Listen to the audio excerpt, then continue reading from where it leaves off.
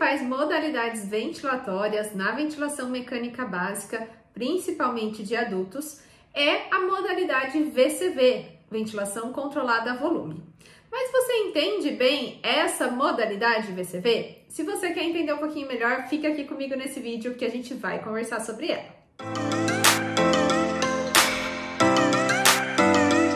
Seja bem-vindo de volta ao meu canal, eu sou Letícia Campos, sou fisioterapeuta. Aqui nesse canal a gente conversa bastante sobre temas relacionados à fisioterapia neonatal, pediátrica, que é minha especialidade, e a gente também fala de ventilação mecânica geral, fisiologia respiratória. Recentemente eu gravei alguns vídeos aqui no canal, um em que eu falava da equação do movimento do sistema respiratório, que é um vídeo bastante importante para a gente conseguir entender esse. Então, se você ainda não assistiu esse vídeo, eu tô deixando aqui no card, vou deixar também na descrição aqui desse vídeo. E assim que terminar esse, você vai lá e assiste o vídeo sobre equação do movimento, que vai ficar mais simples de entender alguns conceitos que a gente vai conversar aqui.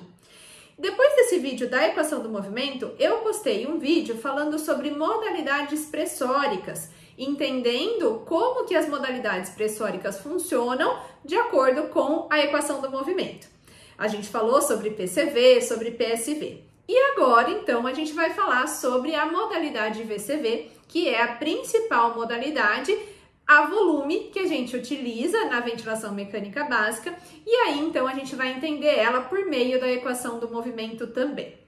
Vamos lá! Na ventilação controlada a volume, primeira coisa que a gente tem que entender é que é uma forma de ventilação em que a gente vai ter controle do volume. Então a ciclagem da ventilação mecânica vai acontecer a volume.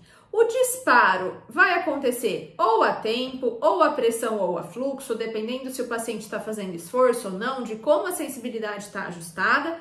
Mas a ciclagem, ou seja, o final da inspiração para iniciar a expiração, vai acontecer a volume. Assim que o ventilador entregou o volume que eu pré-ajustei, a válvula exalatória do ventilador vai se abrir enquanto a válvula de fluxo se fecha, permitindo então a exalação. Por isso que a gente fala que no VCV a ciclagem acontece a volume.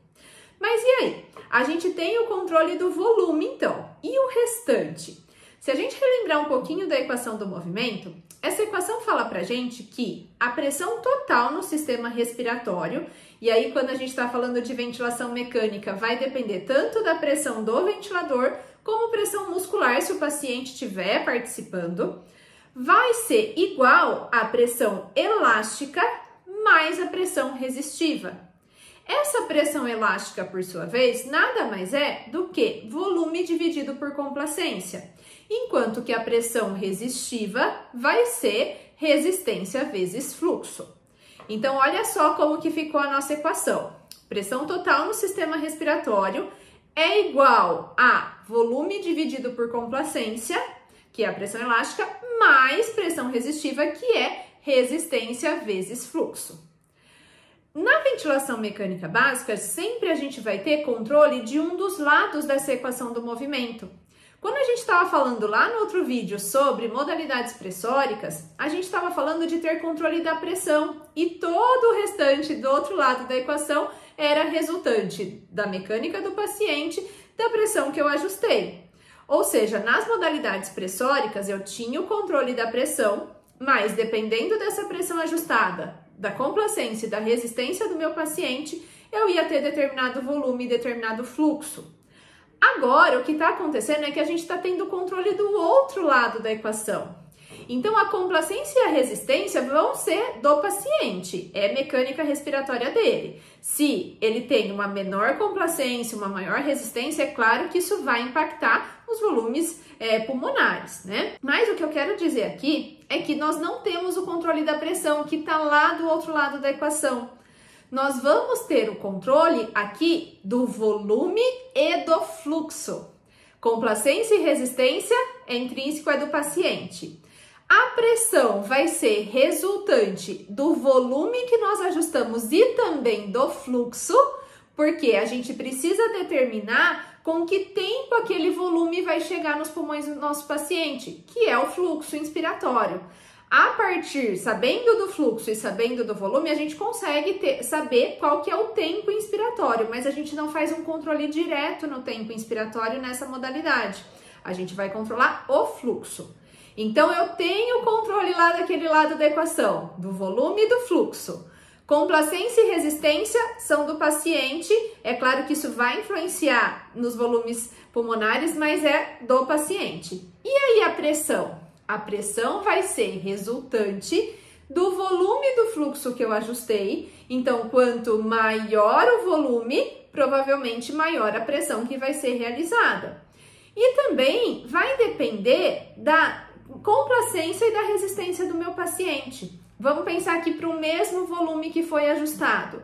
Se o paciente tem uma piora de complacência, para atingir aquele volume, ele vai precisar de mais pressão, então eu vou ter maior pressão. Se o paciente tem um aumento de resistência de vias aéreas, mesma coisa. Para eu chegar naquele volume que foi pré-determinado, afinal a ciclagem acontece a volume, então eu sei que aquele volume precisa chegar para o meu paciente, a pressão vai aumentar para poder chegar naquele volume, para poder vencer essa pressão resistiva, essa alta resistência de vias aéreas. Tudo bem? Então, aqui no VCV, o que a gente está comentando é que eu tenho controle do outro lado da equação que eu tinha nas modalidades pressóricas. Eu tenho controle do volume e do fluxo e a pressão vai ser resultante desses ajustes que eu fiz, mas também da mecânica respiratória que o meu paciente apresenta. Tudo bem?